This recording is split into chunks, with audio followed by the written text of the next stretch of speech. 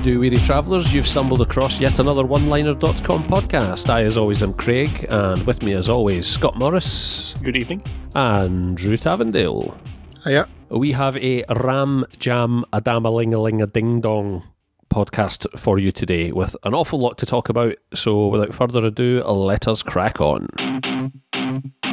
Scott, now you're going to open proceedings for us this fine evening with something of a historical double bill. Why don't you educate us on the topics of Lincoln and Hyde Park on the Hudson? Yes, it's very rare you can go and see a themed American presidential film day at a cinema, but that is nonetheless what I did a couple of weeks back. Let's start off with Lincoln, which I believe most people are probably going to be familiar with. It's Steven Spielberg's coverage of the events leading up to the passage of the Amendment Against Slavery, set in 1865. Now, we should point out that this is not a biopic. It's not the life and times of Lincoln. We, of course, have had that last year with Abraham Lincoln Vampire Hunter, so there's no need to retread over that ground.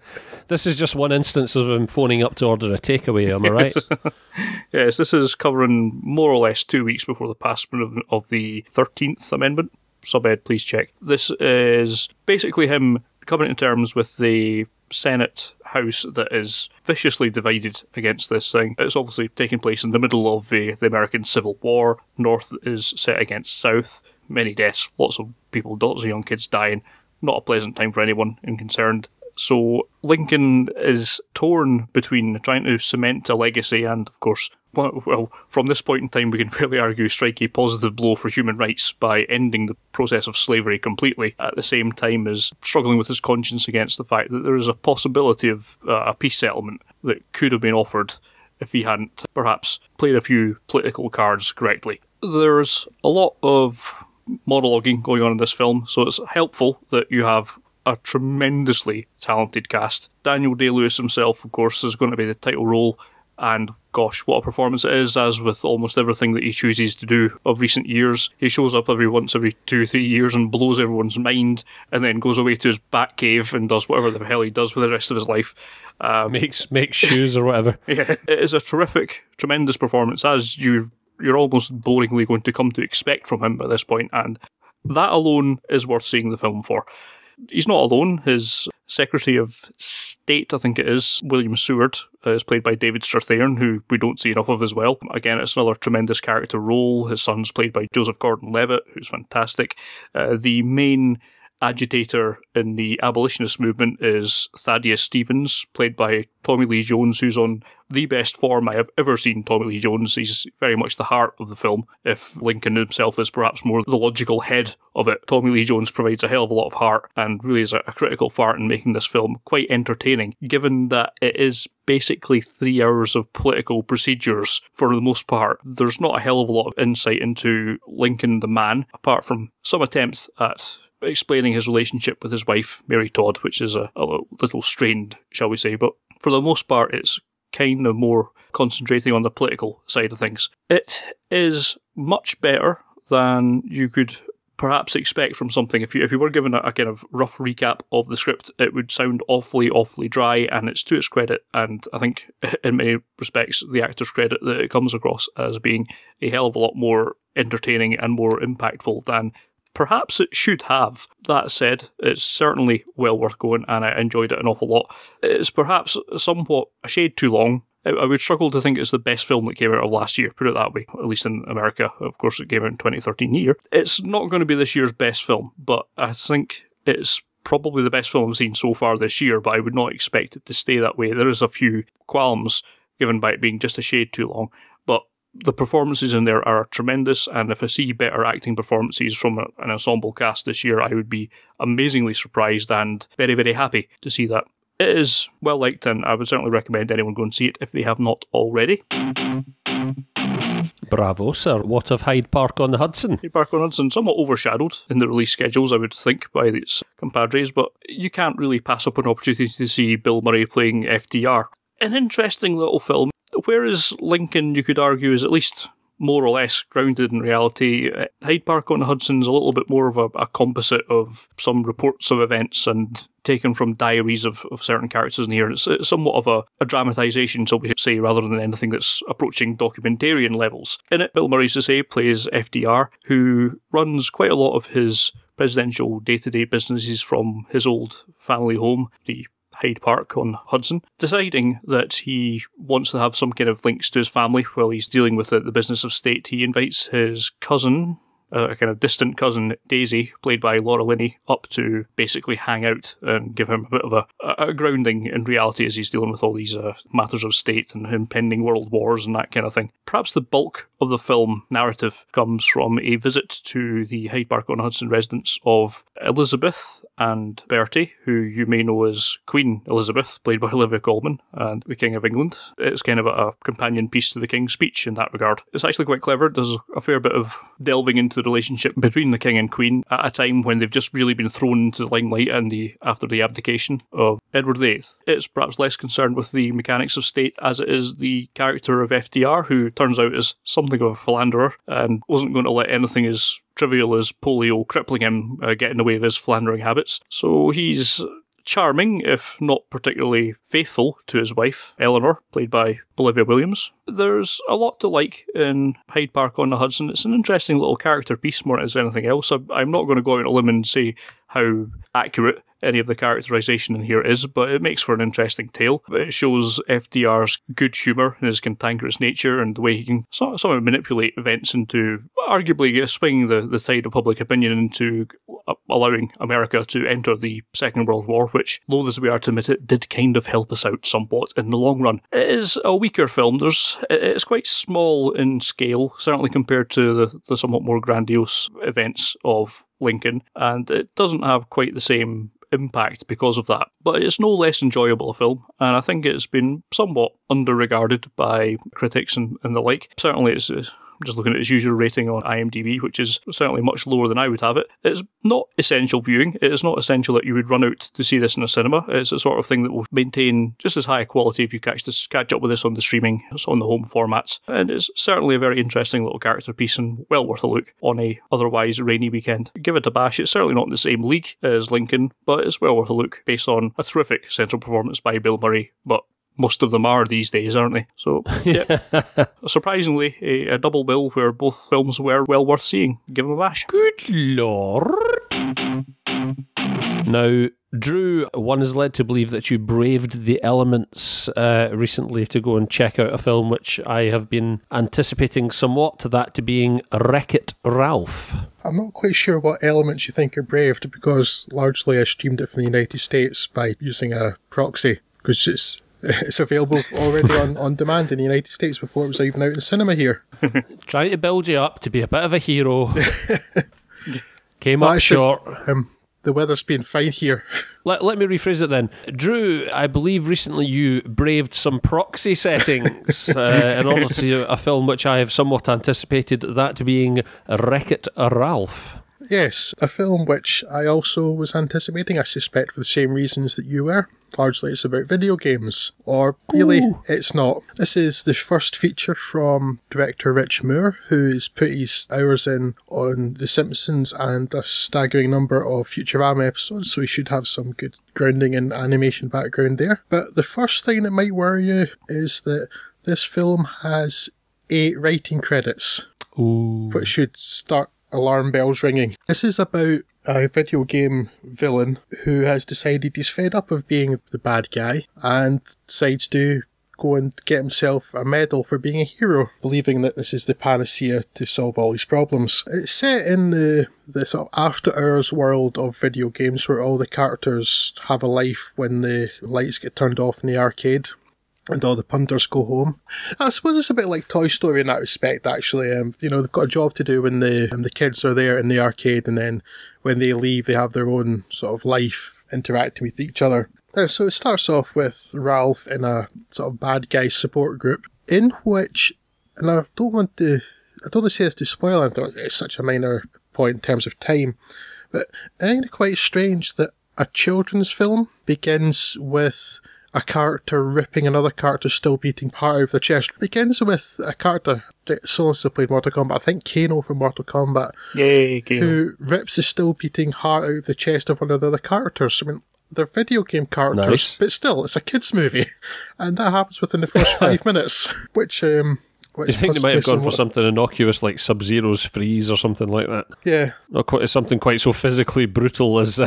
So yeah, it starts off with Ralph and a bad guy support group, and they suggest that he just takes it one day at a time and comes to terms with his lot as being the bad guy. He decides not to take their advice. He wants to improve his lot in life, fed up of being a bad guy. He goes rogue, starts jumping in and out of other games, which causes a chain reaction of disaster. And the biggest problem with this film, apart from being tremendously ordinary, I've said this recently, but we're much less enamoured around here of Pixar in general than most people seem to be. But when Pixar hit highs like Toy Story 3, they're amazing. And this is from Disney Animation rather than Pixar. They're still somehow separate, which puzzles me, but a bit weird, yeah. It doesn't come close to Pixar standards in terms of the writing or the inventiveness. It's just very, very ordinary. The video game setting is irrelevant, really. It's got maybe the first 10 minutes where you're like, ooh, I recognise that character, and haha, isn't that quite fun? And how on earth did they persuade Nintendo to allow them to put Bowser in there?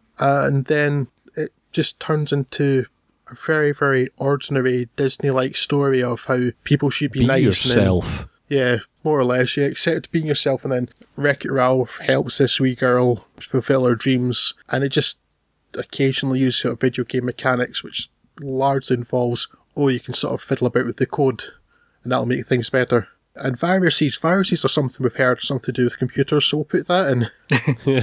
Yeah, so it's like the idea of it being video games is dropped quite quickly, really, when it becomes so just incidental. There's no sort of after in-depth subplots revolving around assembly language or anything like that? No. It's not quite that geek. It just very quickly becomes very, very stock Disney-like fare. I mean, it's not a terrible film by any means. John C. Reilly, I guess, is likeable enough as Ralph. Sarah Silverman, actually, even though she's got a stupid squeaky voice, is Vanellope, the heroine. She's likeable enough. Jane Lynch is typically good value. It's just very, very underwhelming. I guess if you're 5, you'll probably get a great deal more out of it. It just feels to me that it's squandered the opportunity of all the video game licenses they got to use. C'est la vie, but worth checking out on streaming if you've nothing better to do. Possibly. Alright then, so fair enough. That comes as something of a disappointment then, I guess. Scott, what made ye of Hitchcock? Hitchcock is the tale of Alfred Hitchcock. Who would have thought it? In particular, we're joining Alfred Hitchcock just after the release of North by Northwest, which obviously was a tremendous critical, and it's critical by Craig's estimation, by the sounds of it, and gives me a Roddy to this day. A commercial success, and it was apparently gathered as being, this is a tremendous film, but Alfred Hitchcock, it's kind of more or less what you might expect from a Hitchcock film by this point, and isn't it time that you retired because you're quite old and chubby and that? Alfred takes offence at this remark and decides that he needs to... It'll come to us all. He needs to shake things up and come up with something that will really set the cat amongst the pigeons. This leads him onto the path of adapting Psycho, which at the time was a book, which I don't think I'd repped that from previous study of it, and he goes off on this, what many were calling a fool's errand of trying to get this past the censor boards, and it was surprisingly shocking for the time. The main thread of the film, apart from that, is also his relationship with his wife and longtime collaborator, Alma, played by Helen Mirren. Hitchcock's played by Anthony Hopkins. While Alma's not particularly enamoured with the source material, she does get behind the general concept of Hitchcock's thinking, is that while this is basically standard slasher fare, it's just a standard horror film, what if someone really good does a horror film? We wouldn't have any experience of that in the last decade or so, sorry. There is no such thing as a good horror film. Psycho, even though I like it more than most horror films, I still don't really like Psycho because it is a horror film and the genre is just cursed as far as I'm concerned. But rather getting ahead of myself, Hitchcock shows him going through the motions of trying to get this made, casting the piece, leading to people like Scarlett Johansson playing Janet Leigh, and James Darcy playing a quite spooky-looking Anthony Perkins. Jessica Biel, of all people, playing Vera Mile, does work quite well. There's a rather strange... she does a good job of it. There's a strange subplot going through with Hitchcock doubting himself and wondering if he's doing the right thing, which is basically voiced by Ed Gein, played by Michael Wincott, as his kind of internal monologue of doubting himself, which is a bit weird and probably could have done with not being present at all. The other subplot going through it is Hitchcock's suspicion that his wife is on the verge of or is having an affair with an author, Whitfield Cook, played by Danny Huston, which is perhaps more turnabout as fair play given Hitchcock's obsession with his leading ladies and his idealisation of blondes and his general sort of strange controlling behaviour. I had some worries going into this that it might be something of a hagiography. It's not putting Hitchcock on a pedestal. I mean, it's obviously showing that he was a fantastically talented director, forceful personality, able to get things done, but he's also a bit of a sleazebag, and this is not afraid to show it. However, it is actually not showing the full extent of how mental he was by pretty much all accounts. He has done some pretty remarkable things to his leading ladies over the course of things, and his next film, The Birds, would perhaps be the zenith of that, but he's in general sort of this kind of treats him with perhaps a bit more kid gloves than he may have deserved if this was in fact going to be a full-on biography of the man, but it isn't.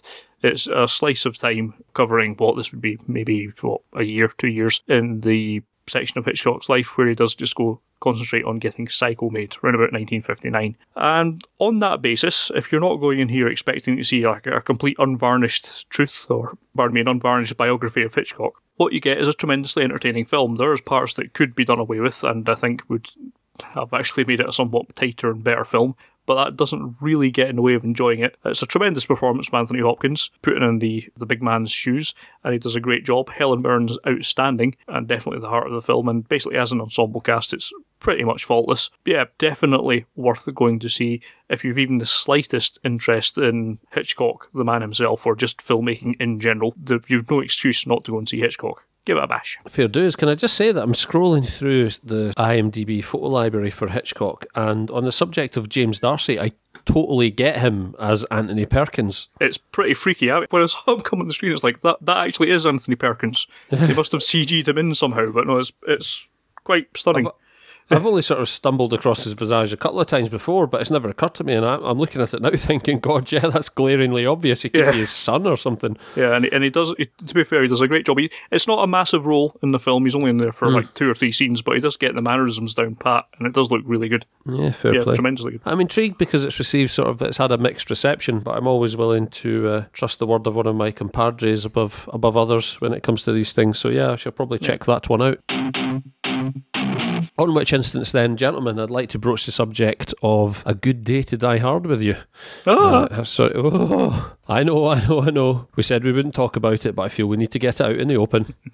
A Good Day to Die Hard is only nominally a Die Hard film in that it shares the title and the character of John McClane with the rest of the series. But then again, you could have said that about the last one, and indeed, I believe we probably did when Scott reviewed it for the website back in August 2007, if my notes are to be believed. This particular temporal instance of the by now well-studied and peer-reviewed theorem of Bruce Willis versus terrorists takes place in Russia, because that is where John's son Jack, played by Meatstick Jai Courtney, is acting the big I am as a CIA operative attempting to bust a Russian physicist out of prison and back to the good old US of A. Now, John is by this point in the franchise as estranged from his son as he is from his wife Holly, and in an attempt to make things right, McClane ventures to Moscow to support Jack as he is apprehended by the Russian authorities, unknowingly to John as part of an elaborate ruse to facilitate this bizarre extradition plan. Random Russian terrorists who also want a physicist for their own gains turn up and blow a large chunk out of the courthouse, and from this point on, plot developments are probably best described as largely inconsequential. And I ain't joking. Die Hard 5 is, by a country mile, the series' most cynically conceived entry, and alarm bells have been ringing since it was announced that this entry would be written in part by total hack Skip Woods, directed by total hack John Moore, and be filmed in Hungary thanks to a budget-friendly tax break.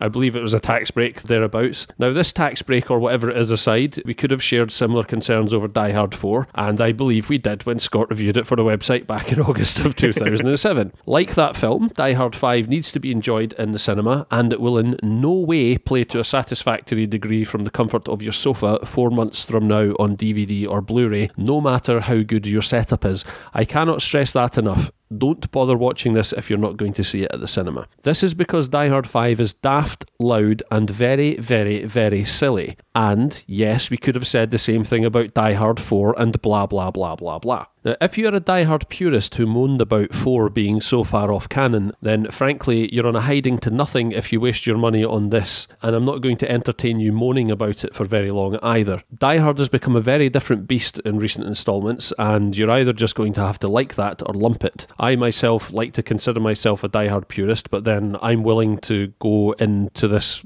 or was willing to go into this film with massively lowered expectations and an acceptance that that's just the way shit happens these days. Yes, it has been trimmed at Fox's behest to secure a 12A rating here in the UK. No, you cannot hear the yippee-ki-yay line properly, but if you are prepared to check your brain and your expectations at the door, it is a pleasantly daft 90 minutes to waste away a weekend evening at the multiplex. It is no more than that.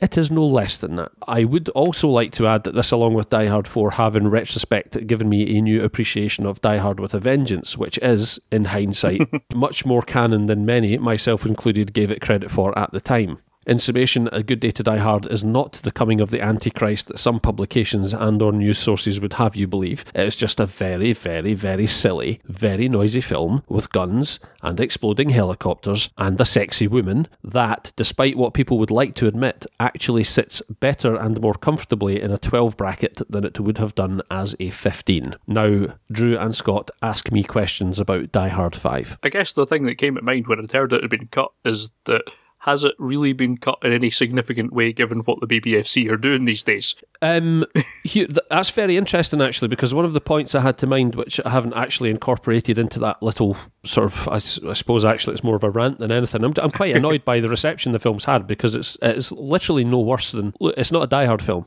It's no worse than any other sort of 12-rated, balloon-headed action film knocking about. It just happens to have Bruce Willis as John McClane in it. It's very interesting that the recent discussions we've had, actually, people have said, oh, it's very obviously cut in areas. I didn't watch it and think to myself, oh, there's a bit where it's been quite obviously cut for any kind of violence. There is quite a high body count in this film, but it's kind of, a lot of it takes place in a couple of scenes where John just gets annoyed, picks up a light machine gun, and unloads an entire box magazine at some dudes who are coming through a door, and you don't ever see anything. You can't, they may as well be shadows coming through a doorway. They're just sort of cloaked special forces figures who are wearing all black. You can't see any bullet hits. He sort of wails away, they fall to the ground, he shouts some obscenities, and in that respect it's nowhere near as violent as something like the remake of Total Recall that we've discussed, where I think the three of us agreed that it's getting a bit silly now, the 12A certificate, where it's quite alright to shoot people in the head consistently at close range as long as you're not showing any blood. That's fine. Good Day to Die Hard doesn't commit that crime. It's not as though the Die Hard franchise has ever been one that I would immediately go to as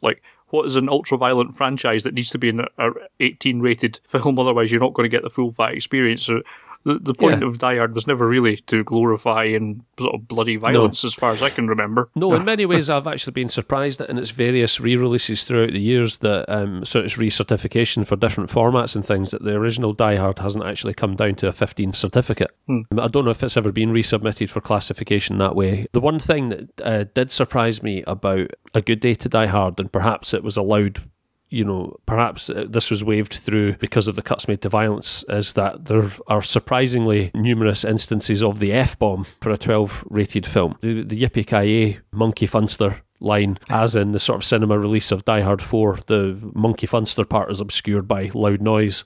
So obviously, they escape that particular pitfall. That would have been an instant 15, I understand, according to current guidelines still, bizarrely. It's all right to say fuck you. It's just not all right to call someone suggest that someone's fornicated with their mother. But yeah, there's 4 or 5 instances of McClane just and most of them, it's quite front-loaded actually, right at the front of the film, and that surprised me more than the violence actually. I thought was, by today's standards, quite tame for a 12A certificate. So, but again, it's that thing of, I remember us being quite surprised. I think there were 3 instances of it in, was it Terminator 3 when it came out? There were 3 or 4 instances of the F-bomb there, but that was perhaps more surprising to this day because that also contained probably more instances of graphic violence than you could argue A Good Day to Die Hard does.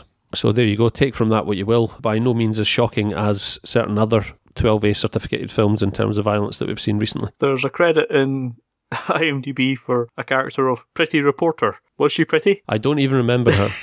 What I will say is that Yulia Sneger, who plays the foxy lady in this, who is the daughter of the Russian physicist involved and whose sort of allegiances switch frequently from side to side. She's a sort of, ooh, which side is she really on kind of character. She's a very sexy lady. She's criminally underused, as all sort of token foreign sexy ladies tend to be in lavish Hollywood action productions. It's a real shame, actually. But definitely eye candy. Definitely eye candy. Certainly, obviously prettier than any reporter I remember, because I don't remember. And if she'd been that pretty, I'm sure I would have. It just seems a strange thing to screenwrite. You cast your character name as pretty reporter. Seems like you're casting yourself into a corner there. What if you want an ugly reporter who's better? It's one of those things where it opens at the start with a bit of plot exposition, which is delivered by them sitting sort of watching BBC World News, and it's Sophie Rayworth who's presenting it. And it's one of those things where I think, is that in all territories or is that localised in each kind of territory? That's one of those things that I'd be intrigued, because I know that's happened before in films where we're watching it thinking, oh, that's nice, someone from BBC News has popped up on it. But actually in sort of the American version, it'll be someone from Fox News or something like that. So I don't know if like Pretty Reporter is just generic for, okay, in this scene, a localised female news anchor will deliver this exposition.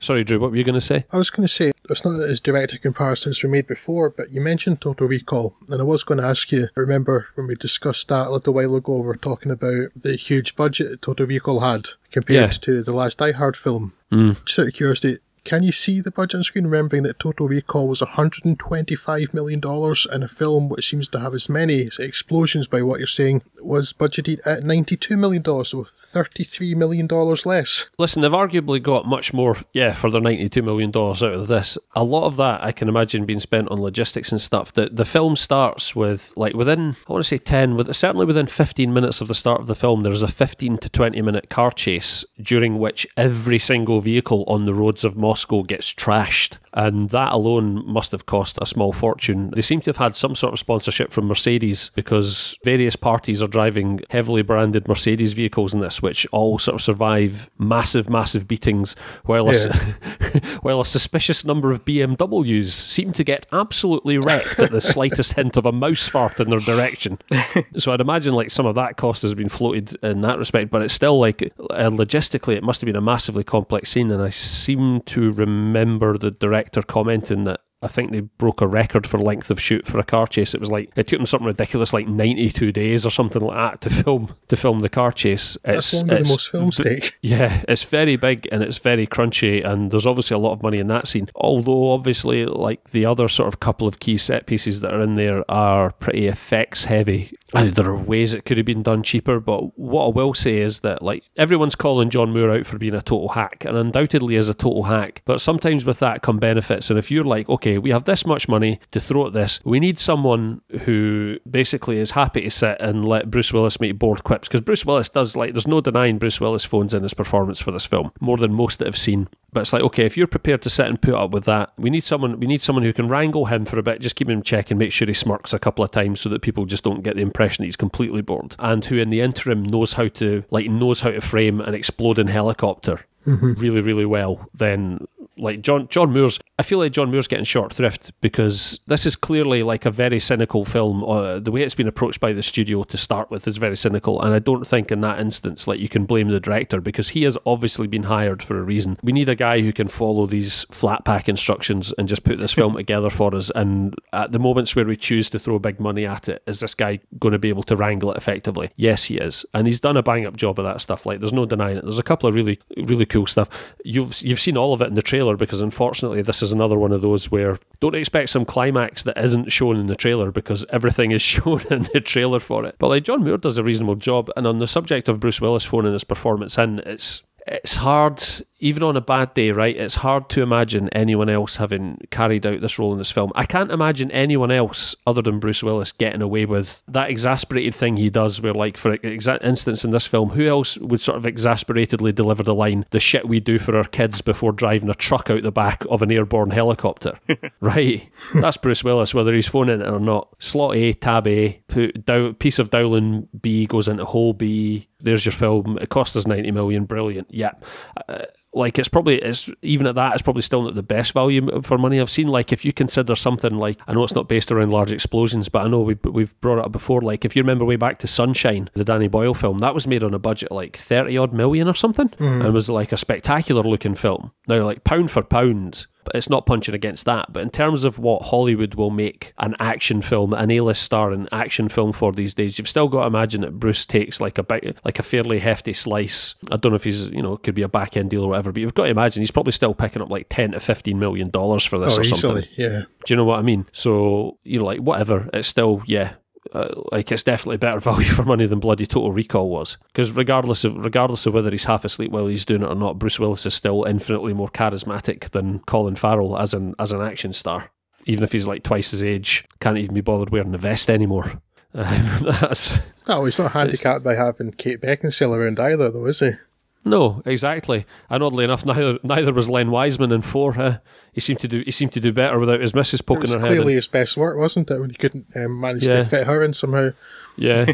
So yeah, I don't see this as being any less entertaining than 4. Like, I know we speak quite fondly of 4. Again, I think in terms of bizarrely how put upon it was by critics when it came out. Relative to that, I was surprised by it. I know Drew was as well. And like, if you want to go back and read Scott's review of it, you can see that clearly he was surprised as well. And I would agree with that entirely. Are we going to go back and watch those films now and think, yeah, they're brilliant? Probably not. But I'd rather spend £7 and watch this now and forget about it. £7, who am I kidding? £10 because they only had VIP seats left. I'd rather have spent £10 going to see this now than £12 on the DVD or the Blu-ray when it comes out to watch it on a 32-inch screen with a crap sound system. Do you know what I mean? Either go and see this now or don't see it at all. That's it, and you'll get what you pay for. But stop hating on it. It's not that bad. That was supposed to be about 20 seconds of Die Hard, and it's turned into some sort of manifesto for get off John McClane's back.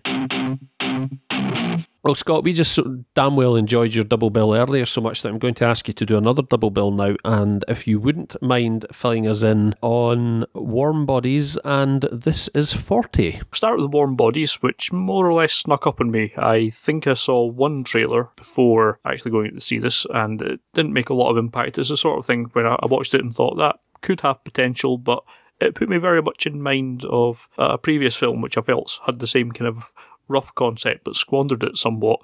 And was it by any chance Romeo and Juliet versus the Living Dead? Yes, I am, of course, privileged to be talking to one of the other, 7 people in the whole of the country that saw Romeo and Juliet versus the Living Dead, which was a tremendously funny concept for half an hour and then rapidly ran out of steam. Yeah, it's a pity because it was so amusing for the first half hour. Mm-hmm. And I was very much put in mind of that film. I saw the trailer for Warm Bodies. Mm-hmm. So I was wondering just how close it played to that. Well, I did it a disservice because I didn't even bother to check anything more about it than that before going into it. But if I had, I would have seen that it's directed by Jonathan Levine, who's actually adapting the novel as well, so he's got a screenwriting credit for it. And Jonathan Levine, of course, is the director and writer of The Whackness, one of the better films of 2008. Indeed. 2011's 50-50, Joseph Gordon-Levitt, Seth Rogen, the cancer survivor story, which was, again, surprisingly charming, heartfelt, funny, worked very well. Another tremendous film, and I would perhaps have had a little bit more optimism going into it had I bothered to do my homework, but I didn't. So we're left with the tale of an Earth which has,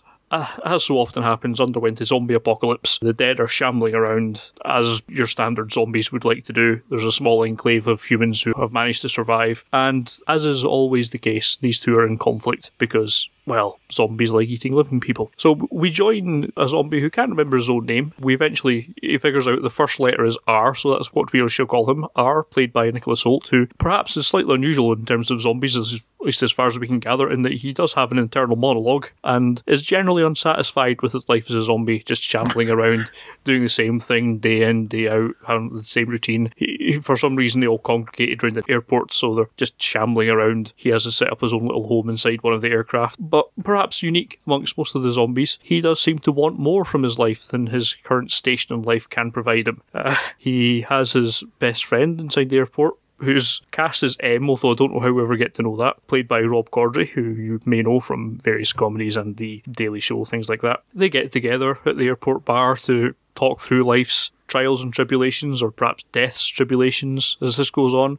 I say talk, it's really more of a grunting at each other. It comes to pass that they decide that they're hungry at some point and they need to go and get some fresh brains. So off they go into the city, where they stumble upon a hunter-gatherer party of humans. One in particular is Julie, played by Teresa Palmer. After the zombies chow down on everyone else that is out gathering sort of pharmaceutical resources to try and save the one sort of surviving city enclave, he somehow just falls in love at first sight with Teresa and decides that he must save her, largely by smearing some of his blood on her face and then just telling her to shamble out, taking her back to the airport. And it turns out that he's developed love for Julie, which is surprising on a number of levels. This seems to start a reaction that spreads among the rest of the dead contingent of the airport, and it seems that they're actually regaining their humanity somehow. So we're left with the rest of the film dealing somewhat with our and Julie's somewhat peculiar relationship, also trying to convince Julie's father, who's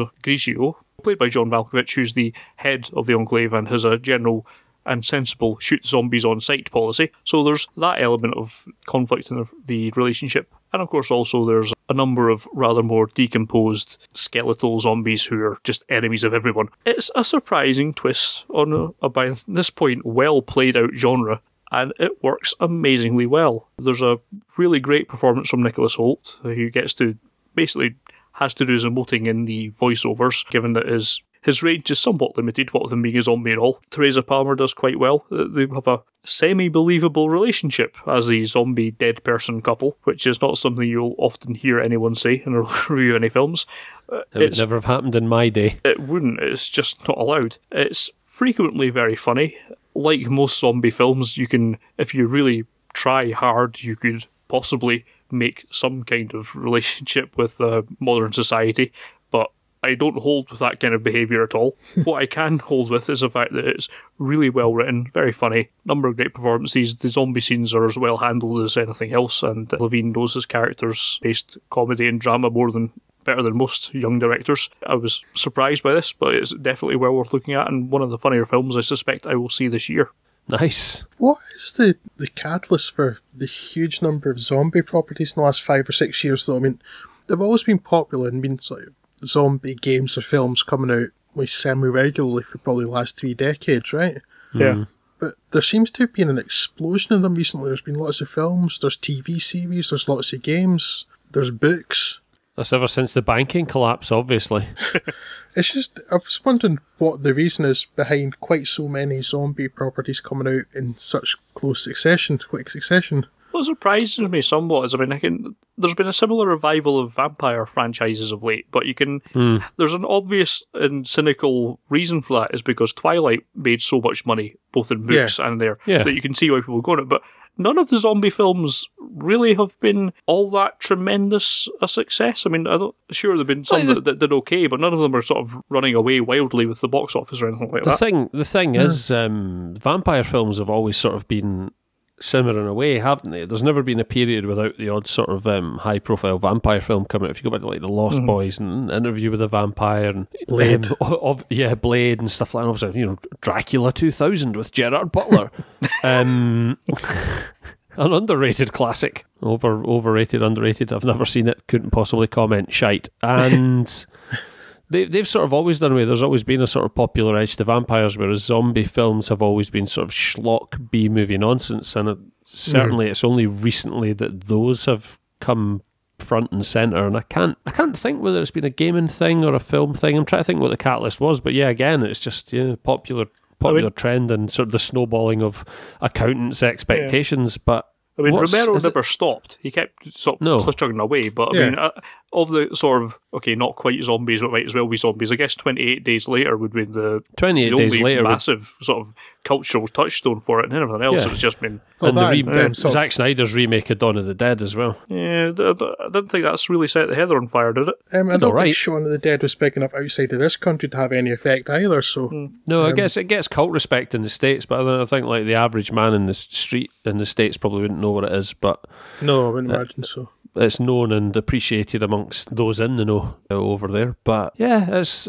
don't know, sort of, I suppose, the vampire thing has always, I feel like it's always been knocking around, and just on the back of Twilight now. I mean, and if you think about it, the Twilight films are still the only ones that have done any business out of it. There hasn't, right, Underworld.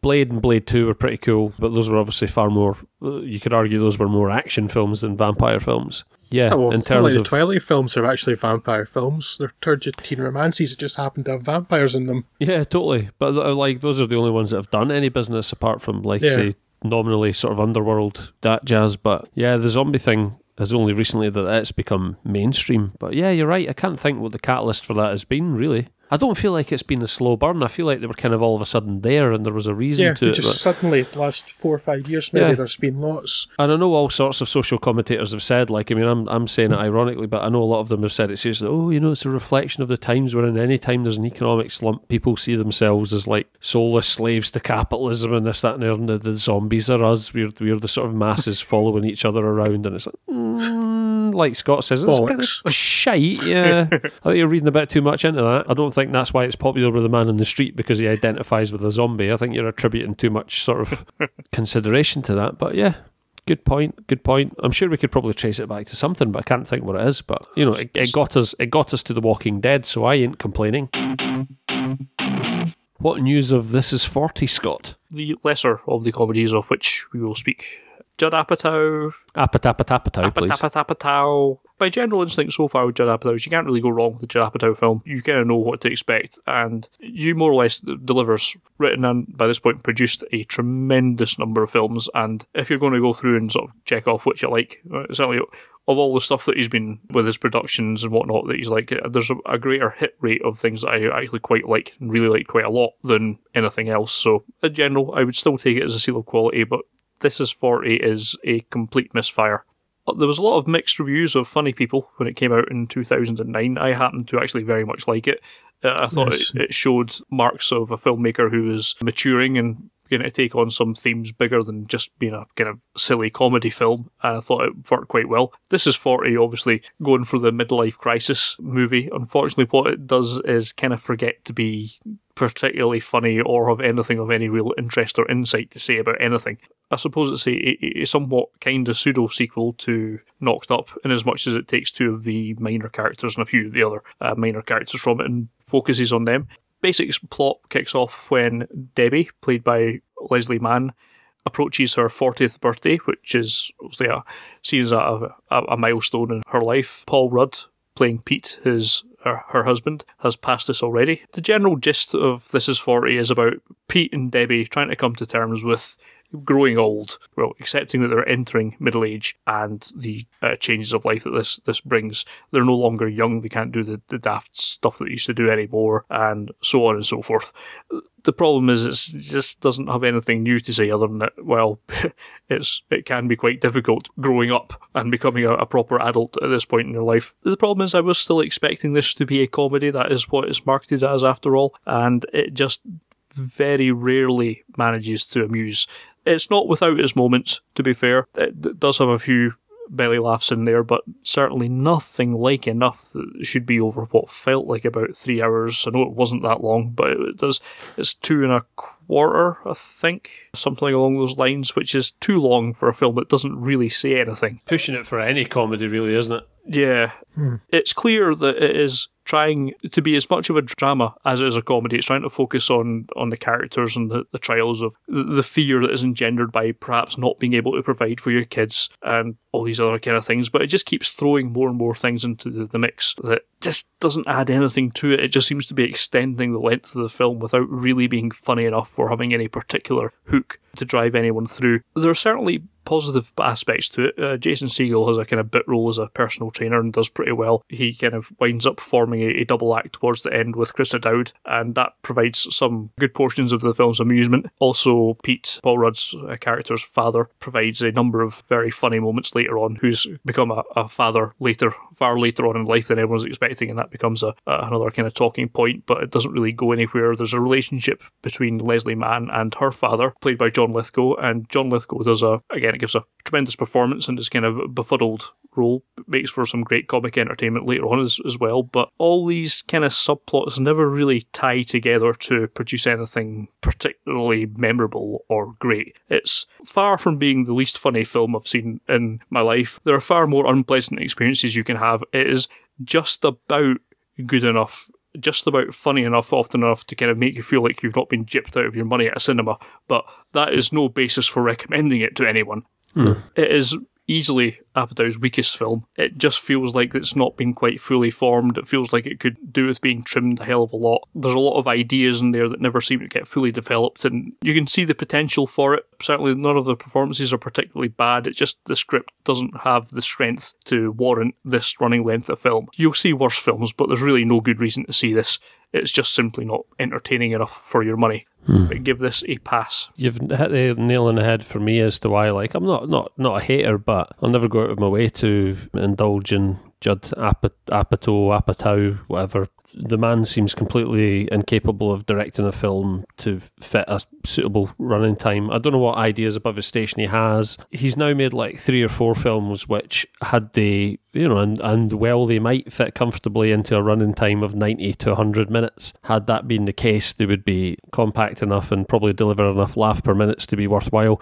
I don't understand what this hang-up he has, is what this notion he has that a comedy has to run to over 2 hours. Like, he has some loftier ambition, and I just feel like, well, if you were going to prove to me that, not Knockabout, because I know they're not necessarily Knockabout, but if you're going to make a comedy of that kind of nature and stuff and justify to me that it can fit in a runtime over 2 hours, then you would have done it by now, and you still haven't. So please just make shorter films. And it's one of these tremendous, it's 134 minutes is the running time. Obviously there are pretty lengthy end credits on the end of that, but you can almost see a really quite good 90-minute film in there, which is the frustrating thing about when you come out of it thinking of it. It's like, if you got rid of that, this there, would have been there. I didn't feel it so much with all the other Apatow films. I thought they kind of more or less got away with it, but this one just doesn't have. It's spread far too thin. Starting to run away from him. Yeah, I don't know if it's just he's run out of ideas or he needs a better editor more than anything else. He just needs someone to kind of go through the stuff that he's writing and sort of hack out. What you could lose easily 30, 40 pages from the script, and it would be much better.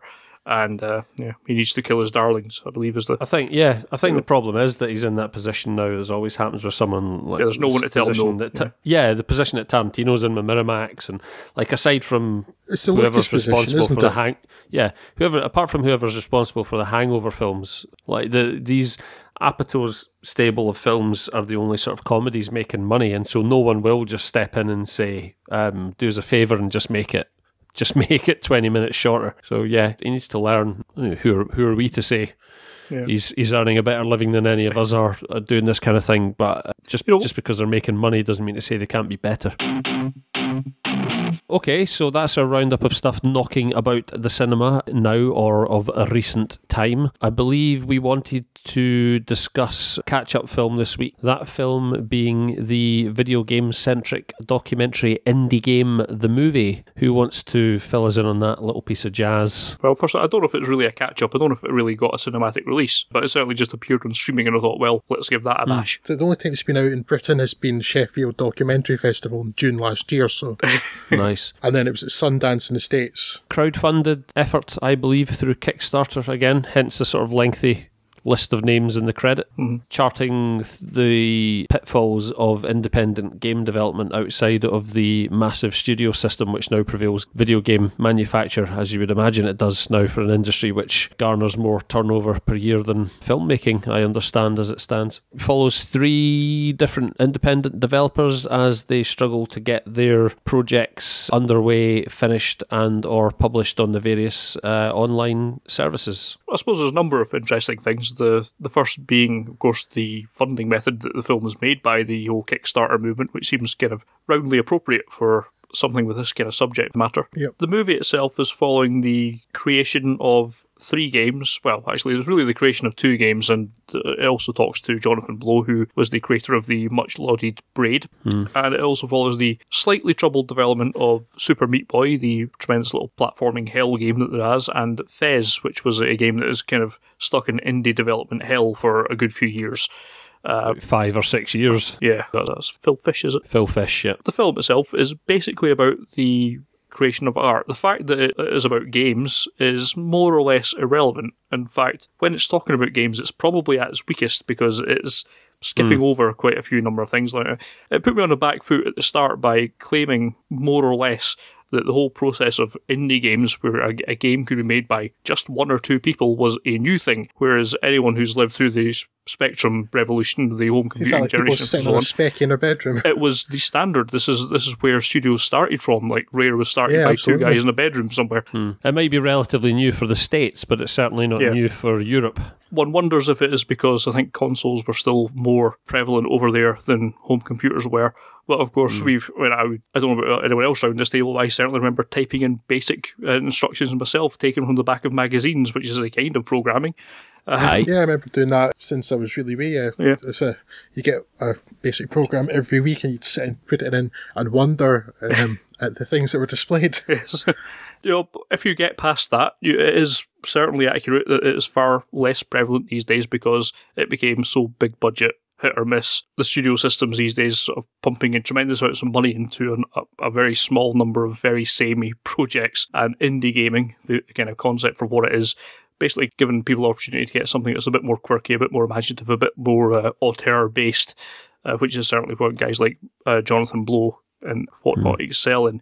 But as we say, it actually being about gaming is more or less irrelevant. What it is about people pursuing their artistic goals, and if you've any interest in the process of creation of anything, then this is a tremendous look at the people who are obviously clearly very, very passionate about their work and really desperately wanted to succeed. And I found it very engaging. But in terms of filmmaking, it falls back on a few things. It's obviously going to be difficult to make this kind of thing visually appealing. And I got very bored of seeing this, the kind of slow pan with something in focus in the foreground and a blurry background, which is figured like all the time throughout this film for no particularly good reason. Yeah, I was particularly fed up myself of shots of somebody's eyes just over the top of a monitor with the glow of the monitor in their face. That was very, very tiresome. Visuals aside, though, I thought it was very compelling, though. I did like the central stories going through it, and the characters that it's chosen to focus on are very interesting. Some of the things to say I could and probably will pick flaws with, but the characters themselves are great. Basically, like anything Jonathan Blow, what's his face, the braid guy anyway. Yeah. I've forgotten his name already. John. Basically, anything he says, I would disagree with. The thing with Jonathan Blow is I believe what he's saying is he just has a somewhat deluded sense of what he's capable of. Yeah, Jonathan Blow, if you listen to any of the sort of talks he's given and whatnot, is actually a very good speaker, and his ideas are sound, and the principles. And he's tremendously articulate. Yeah, exactly. It's just that he's surrounded by the cult of Jonathan Blow. Braid is nowhere. if we ditch the film talk for a minute, Braid is nowhere near as good a game as everyone makes out it is. It's got like the highest Metascore of all time for an independent game. No, it's really not. But he's surrounded by an industry who just who are so desperate for sort of critical acclaim and sort of mainstream cultural, not mainstream cultural because it is mainstream culture now, but mainstream artistic acceptance, that they'll rally around a figure like that, who is like the one man who has something reasonable to say and who has notions and ideas of how games can be elevated to an art form, because for the most part they're still not. They should be there by now, but they're not. We're still struggling with sort of like overtly sexualized female protagonists and all that jazz. It's still a hugely immature medium, but by virtue of the fact he's one of the few men actually making reasonable comment and aspiring to that kind of thing, he's made a game which people have rallied round as a cause celeb and are attributing to it merit, which is not necessarily worthy. What the film does very well is that, as you say, it's taken this topic and made it absolutely not about gaming, and what it exceeds in is making it about sort of the people involved in this. It's never really conveyed that sort of indie games development is a struggle against the sort of tyrannical mass market. There's never any sort of hard fact delivered. There's never any real discussion or sort of understanding that the film would give the casual viewer of actually as to how much money and the manpower involved in producing something like to throw it out to something people will be aware of in mainstream culture, like Call of Duty. The thousands of people in the sort of literally the sort of 30, 40, 50, $60 million budgets that some of these games have. It's not placed in that context. like what surprised me about it was the film opens basically with a shot of a guy waking up in the morning, some like sort of specky nerdy guy, and then sitting on a beanbag, and we assume he's like crucially aware of the fact that there's a camera there and he's playing up for the camera, and he proceeds to sort of swear profusely and apparently unnecessarily because something's not popping up on the screen of his Xbox, and it's the game that he wanted to be released and it's not showing up in the Xbox marketplace, and you immediately think to yourself, what a knobend, basically. I've got no time for this guy. And the power of the film is by the end of this documentary, actually you are completely gutted for the guy. When it comes back round full circle to that scene again and repeats it a second time, you're actually there on the beanbag with the guy screaming, why the fuck is this guy's game not on a show on Xbox Live Marketplace? Because you've come to appreciate actually the struggle these guys have and the commitment it takes to do something like that. We're like, you say, we harken back to when we first started playing games and the sort of the legendary figures who punted out games like Jet Set Willy and On the Spectrum, and you would hear about them spending a couple of weeks holed up in their bedroom, and these games would be written in a couple of hundred lines of code. And now these guys are doing the same thing, but as the hardware's progressed, like the assets and the creation of the assets involved has increased exponentially, and although the sophistication of the tools involved in that has progressed likewise, it's arguably exponentially more of a commitment on these people's part to get this stuff done. And like, say what you will about Phil Fish as a character, like if you follow the games industry and you've read anything about Phil Fish, you'll know that he's a hugely divisive figure, and probably the vast majority of people just consider him an obnoxious prick, and that is certainly how he comes across. Like, by the end of this documentary, I had a slightly different opinion on him, that I feel he might be displaying some sort of hint of sort of vague autism or something like that. I feel like he may well be sort of fundamentally sort of socially retarded, but that his commitment to his product, despite the way he was sort of flamboyantly presenting it and the promises that he was making, he has gone through no less of a struggle to get that product to market. And I'll say nothing more for this documentary than I was resolutely against purchasing his game Fez, because I knew of Phil Fish, and having read about him and some of the comments he's made over the sort of past couple of years, he's basically a guy, he's not even a one-hit wonder, because he's famous on the back of a hit that hasn't even happened yet. And I went from avoiding Fez to immediately downloading it after I finished watching the documentary, because I thought, regardless of what I think of this guy, he kind of deserves £2 of my money for this for what is essentially an excellent product. It's been crafted mainly by sort of one guy with help from a couple of other parties, but has been a real labour of love for this guy. And I mean, as for the two guys, and it's shocking that their names escape me, I should know them off the top of my head, but I can't recall them, who are involved in the development of Super Meat Boy. Edmund McMillan and Tommy Raffines. That's it. There's been no less satisfactory resolution in cinema this year than to see that photograph of the guy standing with his girlfriend holding a set of keys in front of a big fuck-off house that game just bought for him because it was such a success, and deservedly so. So, yeah, I would say, like, for my 2 pence, don't, even if you're not a fan of games, my wife is vaguely interested in games. She enjoyed this documentary from an entirely different perspective. From a creative standpoint, it was as interesting to her as someone from an art background as it is to someone like me who's been gaming for 29 years by this point. And, you know, I dare say other people might take something else away from it. At its core, it's not about the subject that it presents up front. It's actually about the people involved, and anyone who can't relate to, you know, some of these characters in one way or another, regardless of the material. You know, I'd be very surprised if they could argue that. Yes, there was very little advice on C++. I rate this fail. Yes, exactly. I learned nothing about syntax. It's not the best documentary ever, but it's intriguing, and it was certainly worth 90 minutes of my time. I've nothing else to leave, but it made me sort of get angry at Jonathan Blow all over again, which was good. Yeah.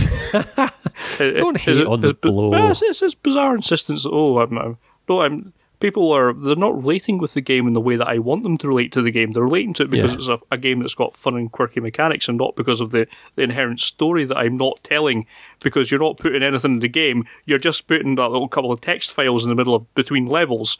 That's not storytelling, because everyone's skipping it, you daft bastard. Anyway. He's very much the Yank sort of indie equivalent of Peter Molyneux before Peter Molyneux went full circle and has become indie again. Promises, Jonathan.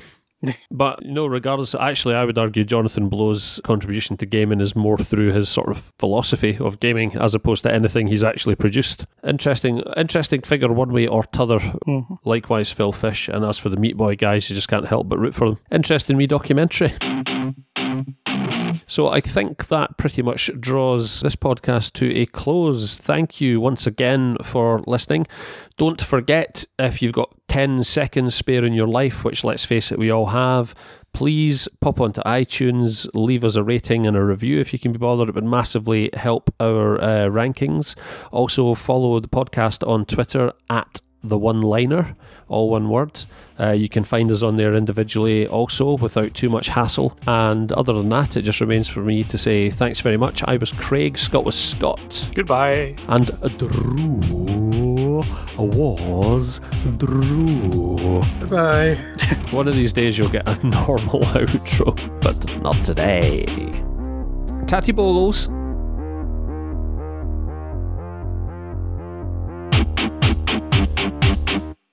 Better Skype me back in, Scott. It's dark now, and you mostly come at night. Mostly.